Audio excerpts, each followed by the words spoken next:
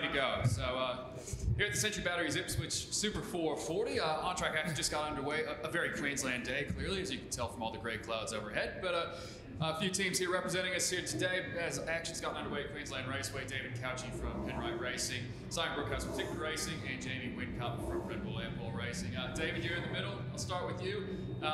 Boy, it's good to be back in QR. It's been a great crowd for a Friday as well. It seems like vibes are pretty high here in the paddock. Yeah, I was just talking with Jamie about it. It's a really nice, really good to be here again, and good to come to another permanent circuit and see the investment that Tony Quinn and his lot have made here. So I've spent a lot of time here, but it's a little bit different since the last time I was here running a car. So yeah, really happy to be here and hope that the community gets behind it and get a big crowd. And I'm sure the racing's going to be on point. Very much. I think we're all hoping and expecting that as well. Practice one in the books. It is practice one. Your team a little bit down the order on that. What's the read so far from your two boys after the first run on the board? Yeah, that first practice wasn't too special for us, so car's probably not quite in the window. Yeah, don't know exactly what tyres everyone else is running, but I think pretty fair to say that we're not quite where we need to be just yet. So the engineers and drivers are working through that now. And yeah, we'll have a bit of a swing for practice two, see what we can learn. Cresting into the second half of this season, obviously you have Matt well up in the points, but Kai in his first season, he's in the midst of everything. He's improving week on week. What's your read? What's your grade, I guess, you give the young fella halfway through his first full season? Yeah, he's been super impressive, and to be sort of second in the team's championship with a rookie is a pretty good achievement for him and the entire team. So that's been really positive. We just need to keep building him every weekend, and he's only just going to get better and better. So yeah, we'd love to get him into the finals at the end of the once we've completed Bathurst, and hopefully he's in the top 10, and then we can have two cars in the finals. That'd be the dream. But I think so far we're just taking every day as it comes, and so far we're pretty happy. That was going to be my next question. How much is that playing on your guys' mind over these last few rounds heading towards the finals to get a Kai in the 10? Yeah, of course it's a goal, but it's not necessarily something we're focusing on. We're just, again, focusing on ourselves and where we can improve every round. And if we do and execute well, the results will come, and then the points will come, and those and that finals position will come. And if we don't quite do it, then it's not the end of the world. But we'd love to have him up in there in his rookie season. We'll definitely all be keeping an eye on it. I'll head over to Brookhouse, over to David's right. Good afternoon. Well, thanks for joining us. Similar sort of situation in practice one from your two cars. Can you just give us an assessment on practice one from your side of the Look, I probably can't, because I didn't see too much of it because I've been tied up. But look, I just spoke briefly to Brad, our chief engineer, and we've got a bit of work to do. We weren't quite there this morning, and I think that very much the same as David, our engineers are working pretty hard in the A trailer trying to sort it out for practice two. We had a bit of talk, a bit of chatter leading into the weekend about some of these Queensland teams, well, all these Queensland teams have a little bit of a read to this place from previous years. Do you think that how much of a backfoot does that put you guys on comparatively, or does it? Look, I think that's a reality that there's testing here for the Queensland teams, but we're all professional teams. We know the racetrack, we do our sim work, the guys work really hard at it. We come here hopefully on an even playing field to try and do the best we can. Similar question again with David about Kai. Cam Waters very well in the 10.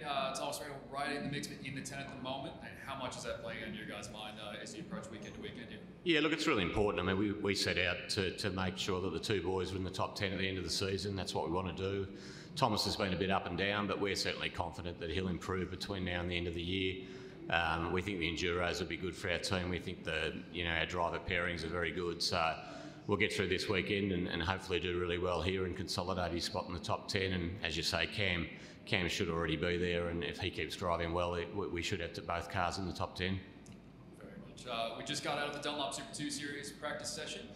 Just announced very recently, you have 3 of your 4 drivers in Tickford Autosport will be competing in the Enduros this year. I'm pretty sure we're all aware of how important that is to Tickford as a team to have its junior drivers making that next step up.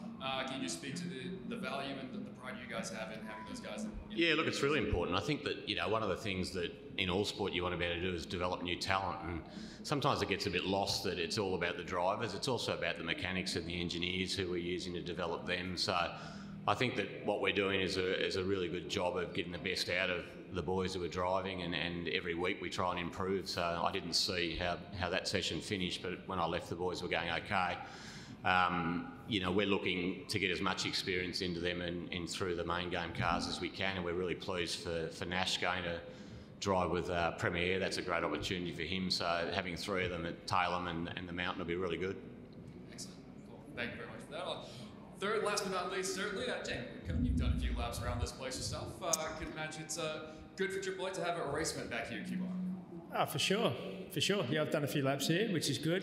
The track gets criticised a little bit, being quite simple, but it's actually a good place. So I always say, sometimes the simpler the circuit, the more technical it becomes. It's sort of like the 100-metre sprint, or even probably over racing. Yeah, you've only got 6 opportunities to be slightly better than your opposition. So it's a great track, and it's also good for viewing. My partner comes out here. She doesn't come to many rounds for the year, but she'll come out here because it's such a good spectacle. So it's great to be back. Congratulations to Quinny and his crew. They've done a good job, you know, taking this place from what was fairly run down, fairly, you know, not quite up to the level we need a couple of years ago, to a place now that we're sort of pretty proud to come and race at. So that's fantastic. So far, so good. Unfortunately, we're probably not going to turn on the Queensland weather that we'd like this weekend. Looks like it's going to be pretty overcast today and a little bit wet tomorrow, but hopefully that doesn't deter everybody, and we get a good crowd and we have some fun. 3 cars this weekend for you guys in the main game. Can you tell us about Zach Bates bringing him on board in the Triple Eight wildcard? And yeah, it's very solid in that first session, obviously early days, but getting the young fella up to speed in the big cars. Yeah, I'm a bit of a fan of Zach. He does a good job. You know, you can watch the onboard and see he's hustling pretty hard. He's got that motorsport gene within him. So yeah, no, excited and happy to be giving him a crack this weekend. Did very well in P1. Obviously, there's a slight tyre advantage at times with wildcards and rookies, but no. I think he can do a solid job. We've been really proud of the wildcard program. We're not sure how long that will continue, but we've been proud of it the last 3 or 4 years. So fingers crossed this year can be the same. Definitely looks speedy out of the box. Next time we go racing, though, you'll be strapping on the helmet again. Are you itching and biting at the bit to get back behind the wheel? I am looking forward to it, for sure. I'll be looking forward to it if I'm competitive. If I'm off the pace, I'll be hating life. But yeah, I think in the next couple of weeks I've got to sort of dial out a little bit of team owner land and more into to racing drivers. So no, looking forward to getting back in the seat in 5 weeks' time. I guess sort of a segue before I hand it off to the journos in here. We have a former driver and race engineer relationship here. You boys have both stepped into similar roles in recent years. What do you find interesting about the two of you taking on a, like I said, team principal type role in leadership over the last few years? It's a good. Yeah, it's a very interesting role. It's all-encompassing, very different to the engineering role and driving role where you're just purely focused on your own sort of car within the team and getting every last sort of second as such out of that performance. Of course, you're looking at the bigger picture, looking after the whole group and making sure that, the whole machine can run and achieve the results that everybody wants. So, you focus on very, very different things. The end goal is still the same because we're the ones that have to be accountable for when it doesn't go right and when the performance isn't there. But it's just managing it on a very different level. Yeah, I'll second that. I think I'm the only one that I know that loves getting old, really, because you could be 20 your whole life, going out partying all the time, but you just get bored of it, So while I had probably the best job in the world, being a racing driver, after 20 years, you need new challenges and you need life to change. So moving on to something different is great, and looking forward to the next chapter. Excellent. I'll open up to the journalists in the room for any questions. Simon, some news recently that you guys are looking to run a wildcard in Adelaide with Austin Cindric. What can you tell us about that program and the likelihood of that going ahead? Yeah, look, the difficult thing is talking about the likelihood. We'd certainly love to run a program. We tried to do it last year. but the timing just didn't work. Obviously, the NASCAR season finished very close to Adelaide this year. There's a bit of a gap, so there's a little bit of water to go under the bridge, and nothing's been confirmed, but we're certainly working towards the possibility of that happening. And why Austin in particular? We're working with Ford Performance, and they're certainly working through the drivers they think would work best, and ultimately we're leaving it in their hands. We're not particular about the driver. We're really partnering with Ford Performance if it goes ahead. Do you think it would be a big thing for the event? I think so.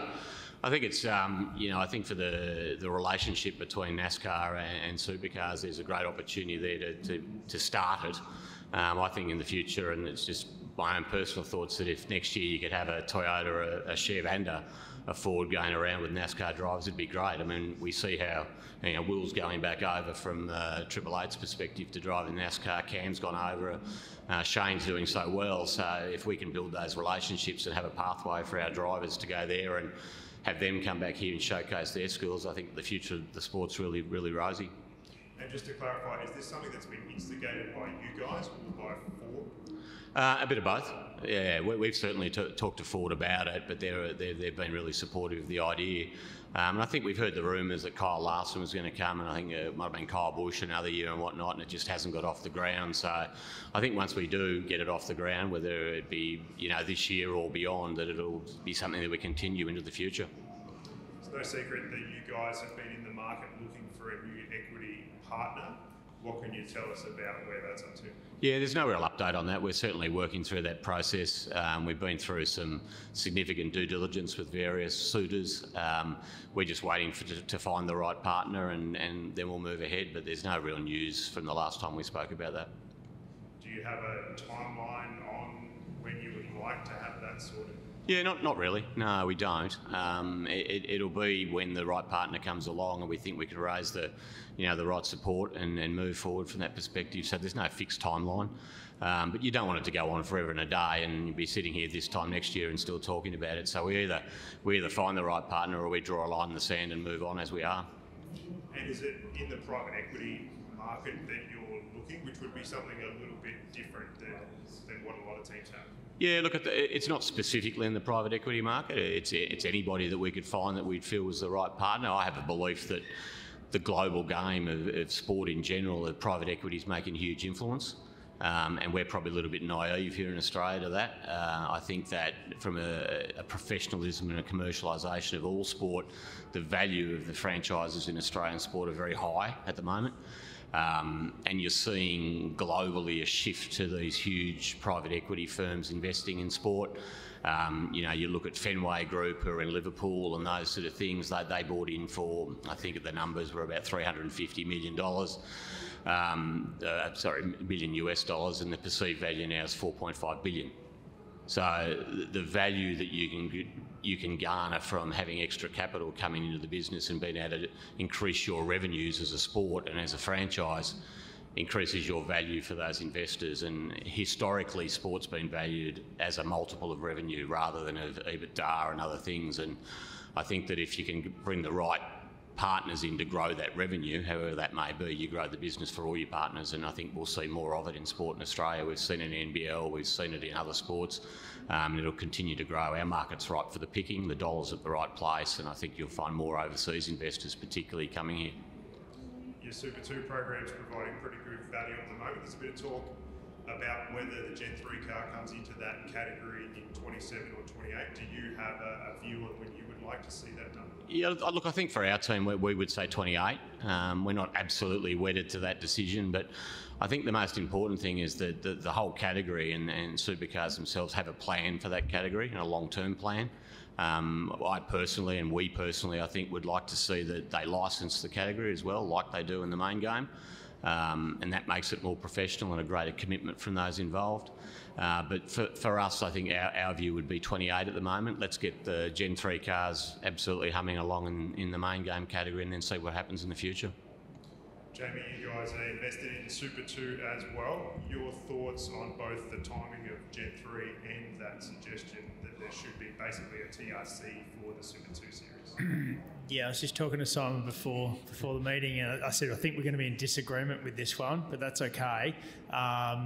Simon, Tickford own a few cars, we don't own any of the cars, so I think they'll be pushing for 28. We're certainly pushing for 27. Super 2s while it's a category to grow new talent, at the same, it's also a tool for us to be able to recycle our cars and equipment through to the second series. So we've been running Gen 3 now for a while. We've got a stock of parts that are still nice. They're probably not good enough for us to run main game. It's certainly only halfway through what their probably true life is that could certainly be used for Super 2. So for us, the earlier Super 2 becomes Gen 3, the better. And of course, there's big savings there with engines and whatnot, you know, and trying to get ZB panels for our Super 2 cars at the moment is becoming quite a mission. So yeah, we'll have a debate in the next 2 or 3 months. But I'm with Simon. Let's just make a decision. Let's work out what it is, make a decision, have a plan, and then we all know what we're doing. At the moment, not knowing what's going on, it's very, very difficult to plan the future. Jamie, as well, on we're all looking forward to Toyota Supra getting unveiled September 1. Any update on when we might see a Triple 8 Mustang testing or in the flesh? That just got heavily delayed when we were well and truly on track, but then a curveball's been thrown. We may have to prepare a car and put it in a container to go wind tunnel testing. So yeah, brand new $750,000 race car. I say investment. Will end up in a container, disappeared for 3 or 4 months. So yeah, we're frantically trying to build a second car at the moment to get it on the track, just to get a bit of a datum point on what the Mustang's all about. So I think we're probably 3 months away from getting on track, but looking forward to that. Are you not in favour of having a car go to the States? That's a good question. I'm not a huge fan of having a $750,000 asset tied up on a boat for 3 or 4 months, but that's the joy of being the HT. It's a thankless job, the homologation team responsibility. Of course, I pushed hard for us to get it, so I'm not complaining. It is what it is, but yeah, that's the joy. So we'd much, from a performance point of view, we'd certainly rather have the car in the country and be able to shake it down and to learn and understand it more. But as I say, that's all part of the fun of being the HT. So you know, you get massive thanks up in our pit lane for the work you do for all the other teams. So you know, that's all that matters. We can certainly get you some more parts if you want to build another one. Yeah, exactly. and Jamie, actually, you've got some guys going off to Daytona and Maranello and some cool staff opportunities. Can you tell us a bit about that? Yeah, nothing more than that. It's just staff incentives to get some of our crew to see the rest of the world and see motorsport all over the world. So they did such a good job pit stop practice last year. The crew that's over the line that, hey, yeah, you know, the drivers are strapped to missiles doing 300 Ks, so that they get compensated well for that danger money. And we just want to compensate the guys that are over the line where, you know, they're standing out there with a race suit and a helmet where cars are coming past at 40 kilometres an hour. So to be able to send them overseas for a few experiences, we thought was a good thing. Actually, sorry, one more was you sort of said you're not sure how much longer the wildcard program. I guess does do you feel like that will be around next year? Obviously, Lowndesy won't be part of the team, and the wildcard has revolved around him to a degree. Yeah, unconfirmed at this stage, so we don't have a commitment to run a wild card in 2026 onwards. My guess is we probably won't, but that's still to be confirmed. And Dave, in terms of engine, crankshaft, reliability, that's been a bit of a talking point. I think everyone was hoping that was done once the thing happened last year around Bathurst time, but what's your level of concern on that? Or where do you think all that's at? Oh yeah, anytime you have any failure on the race car, whether it's engine or any other component, it's always concerning and needs to be taken very seriously, and that's exactly what we're doing. There's a lot we probably don't fully understand yet, but there's a few pieces of the puzzle that are pointing towards what the problem is, and there's some solutions out there. So. It's not ideal to be having that again. Feels a bit like deja vu sort of thing. A couple of rounds out before Bathurst, but look, we'll manage it as best as we can, and I'm sure we'll be fine going around racing at the next few big events.